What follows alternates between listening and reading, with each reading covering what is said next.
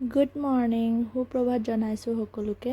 আৰু ৰাতিপুৱাতে শুই উঠি প্ৰথম ভাততে লাগিবলগীয়া হৈছে। এয়া দেখিছেনে, আজি এতিয়া বাজিছে ৰাতিপুৱা 7টা বাজিছে।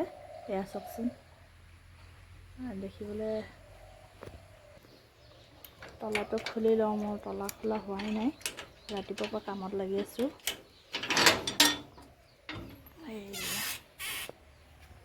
বাপৰে বাপ, দেখিছেনে কেনেকুৱা ৰ'দ ওলাইছে ইমান ৰাতিপুৱাতে।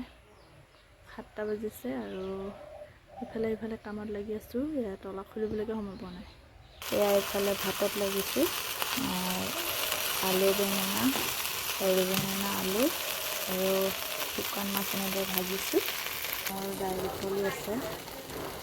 আপোনালোকে কি বনাইছে বাৰু ৰাতিপুৱা? হেৰিত মই ৰাতিপুৱা একদমেই সময় নাই, গম পাইছেনে। ইফালে স্কুল আছে, মানুহজনৰ স্কুল আছে, চ' সেইকাৰণে সোনকালে বনাই দিবলগীয়া হয়। আৰু এয়া এইফালে দাইল এনেকৈ বনাই আছোঁ। আপোনালোকে ৰাতিপুৱা সাজত আজি কি বনাইছে বাৰু ক'বচোন সকলোৱে। আৰু এইফালে চাওকচোন, একদম বিন্দাছ শুই আছে আমাৰ প্ৰিয় মাইনা, উঠাই নাই।